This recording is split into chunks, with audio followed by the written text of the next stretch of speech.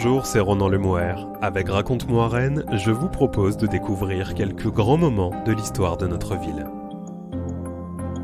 Juché sur un char tapissé de fleurs composant une hermine noire sur fond blanc, une reine de beauté, incarnation de la duchesse Anne de Bretagne, parcourt au milieu d'une foule compacte les rues du centre-ville de Rennes. En ce 31 mai 1936, Rennaises et Rennaises de tous âges s'enthousiasment pour ce qui est l'un des plus grands événements organisés dans la ville, la Fête des Fleurs. Quand Rennes célèbre la Fête des Fleurs. Si l'événement s'est éteint au milieu des années 1950, la Fête des Fleurs reste l'un des temps festifs les plus importants à Rennes au début du XXe siècle. En 1899, un certain Pierre Rigaud, président du comité des fêtes de Rennes, invente cette manifestation destinée à remplacer le carnaval de mi-carême. Celui-ci a en effet lieu en février et est souvent gâché par le mauvais temps, la pluie et le froid n'incitant pas à ce genre de réjouissance. L'idée est donc de proposer une fête des fleurs qui aurait lieu au printemps, gage d'une météo plus clémente. C'est ainsi qu'a lieu la première édition, le 30 avril 1899. Celle-ci est couronnée de succès et l'expérience est renouvelée les années suivantes. À chaque fois, les organisateurs voient plus grand et préparent un certain nombre de nouveautés. En 1903, la fête accueille des orchestres. En 1907, on y adjoint des cyclistes costumés. En 1910, ce sont de grands ballets qui investissent le Champ de Mars, actuelle esplanade Charles de Gaulle. La manifestation conquiert un public toujours plus large et s'inscrit durablement dans le paysage rennais. Si la Première Guerre mondiale empêche l'organisation de la Fête des Fleurs, celle-ci a de nouveau lieu à partir de 1921, mais en alternance avec la Foire-Exposition, autre grand temps fort de la vie rennaise. Sans doute est-ce ce qui permet à Pierre Rigaud, toujours aux commandes, de voir encore plus grand. En 1925, la Fête des Fleurs investit par exemple les jardins du Tabor, tandis que ce que l'on nomme à l'époque le pavillon de la place des Lys, aujourd'hui Halle Marteneau, est transformé en music hall. En l'espace d'un quart de siècle, l'événement s'est imposé comme un incontournable de la vie des Rennais de 7 à 77 ans. En cette année 1936, les moyens alloués à la Fête des Fleurs sont donc absolument considérables. L'intérêt suscité dépasse d'ailleurs de très loin les frontières de la ville. Pas moins de 200 000 personnes accourent vers Rennes pour prendre part à ces festivités, alors que la ville ne dénombre même pas 100 000 habitants au recensement de 1936. Rien que sur le Champ de Mars, plus de 20 000 personnes se massent pour assister au spectacle. Sur la place de la mairie, 10 000 individus attendent que la duchesse Anne fasse son apparition au balcon de l'hôtel de ville. Pour satisfaire la demande de transport, les chemins de fer de l'État doivent même affréter des trains spéciaux qui montrent bien la popularité de la manifestation. C'est de Châteaubriand, de Saint-Malo, de Redon, de Fougères, de Guers, mais aussi de Saint-Brieuc, voire même de Laval, que l'on se rend à Rennes pour assister à la déambulation, également appelée corso, d'un mot italien renvoyant à l'idée d'une déambulation dans la rue. On imagine que pour la commune et les commerçants, la Fête des Fleurs est aussi synonyme d'une activité accrue et de recettes conséquentes. Le programme de cette édition 1936, qui se déroule sur 2 jours, les dimanches 31 mai et lundi 1er juin, est particulièrement riche. Défilés costumés et parades de chars, concerts et ballets, récitals donnés par des chanteurs d'opéra dans les jardins du Tabor, spectacles d'acrobatie, présence d'une montgolfière sur le Champ de Mars. Il y en a pour tous les goûts et tous les âges. Sans doute est-ce l'une des clés du succès de cette manifestation.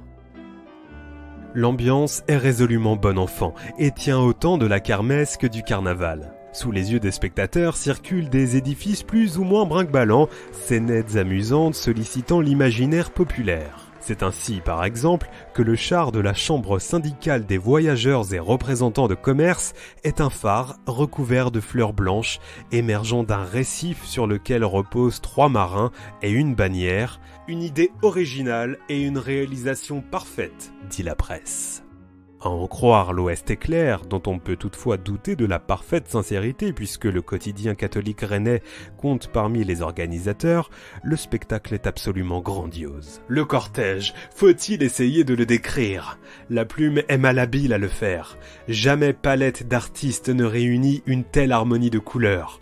Nous l'avons dit, c'est une véritable féerie, un ensemble merveilleux de goût et d'imagination qui, sur 3 kilomètres de longueur, charma nos yeux littéralement émerveillés. À l'occasion de cette édition 1936 de la Fête des Fleurs, Rennes n'hésite pas à affirmer et célébrer son identité bretonne. C'est ainsi que, parmi les nombreuses animations proposées, on relève une démonstration de danse proposée par le cercle celtique de la ville, celui-ci ayant été primé la veille à Brest à l'occasion d'un grand concours organisé en l'honneur de la venue dans le port du Ponant du président de la République, Albert Lebrun.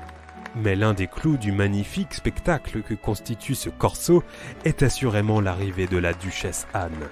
Juchée sur son trône de fleurs et accompagnée de demoiselles d'honneur, elle jette des pétales à la foule enthousiaste qui l'acclame tout au long d'un parcours de plus de 3 kilomètres. Comme si les organisateurs avaient souhaité reproduire le rituel médiéval des joyeuses entrées des monarques dans une ville, la duchesse est accueillie à la jonction des boulevards de Metz et Strasbourg et de la rue de Paris. Parcourant cette artère, elle arrive jusqu'à la rue du Pré-Beauté, siège du journal L'Ouest éclair, après avoir traversé la place de la mairie qui, on l'a dit, est pour l'occasion noire de monde. Qu'en mai 1936, quelques jours seulement après l'arrivée au pouvoir du Front populaire, une ville républicaine comme Rennes célèbre avec autant d'entrain une duchesse, fût-elle Anne de Bretagne, n'est pas sans interroger. Cette mise en scène appelle quelques explications. Cette duchesse Anne, en réalité une jeune femme dénommée Yvonne Brooke, est en effet un puissant symbole, qui est indissociable du rattachement, en 1532, de la Bretagne au royaume de France. Si l'Ouest éclair, journal catholique mais rallié dès sa fondation en 1899 à la République, s'intéresse aux impressions de son Altesse Sérénissime Madame la Duchesse, il convient de ne pas prendre ce vocabulaire au pied de la lettre. Anne est certes un symbole régional, mais cette bretonité ne saurait s'exprimer en dehors des cadres que constituent la nation française et la République. En d'autres termes, c'est bien de l'affirmation d'une fierté locale dont il s'agit, et en aucun cas d'une manifestation d'un quelconque nationalisme. D'ailleurs, Breizatau, l'organe du Parti national breton dont les locaux se trouvent rue des Francs-Bourgeois à Rennes, ne dit rien de cette fête des fleurs et de sa prestigieuse invitée d'honneur. À l'origine de cette élection de la duchesse Anne, cérémonial qui par bien des égards ressemble à un concours de beauté, on retrouve la Fédération des Bretons de Paris, l'une des plus puissantes associations structurant la communauté bretonne de la capitale et de ses environs. 2 ans après le lancement du journal La Bretagne à Paris, Louis Beaufrère crée en 1925 l'élection d'une duchesse des Bretons de Paris, censée incarner cette communauté d'hommes et de femmes ayant quitté la péninsule armoricaine en quête d'une vie meilleure. Au-delà des kilomètres, il s'agit de maintenir le lien avec la petite patrie d'origine. La jeune femme, élue à la majorité des associations fédérées au cours d'une soirée dansante au cœur du quartier Montparnasse, devient ainsi l'ambassadrice de la communauté pendant 1 an. La première duchesse s'appelle Yvonne Pénawat et est originaire de Guingamp. Au fur et à mesure des années, l'élection de la duchesse des Bretons de Paris devient de plus en plus suivie, à tel point que le 30 novembre 1935, c'est au Palais des Expositions Porte de Versailles que se déroule l'événement. Cette année-là, c'est donc Yvonne Brooke qui remporte le plus de suffrages. La jeune femme de 22 ans réside à Colombes, mais est née le 28 avril 1914 non loin de Saint-Malo. La présence d'une reine de beauté grimée en duchesse Anne, mais aussi les motifs herminés sur le char, pourraient faire songer à une représentation assez caricaturale de la Bretagne. Mais il importe de souligner que cette approche, pour le moins baroque, n'est pas propre à la péninsule armoricaine. En effet, le folklore ne concerne pas que la Bretagne, puisqu'on retrouve également, lors de ce défilé, un groupe de Mexicains et de Mexicaines très bien costumés, mais aussi une jonque chinoise parfaitement reconstituée et magnifiquement décorée de nénuphars et de fleurs de lotus. Sans doute faut-il voir là le paradoxe d'une société rennaise qui, à mesure qu'elle plonge dans la modernité, se délecte de clichés folkloriques relayés complaisamment par la culture de masse. Toujours est-il que cette édition 1936 de la Fête des Fleurs est un véritable succès. D'ailleurs, à en croire l'Ouest éclair, cela ne fait pas de doute.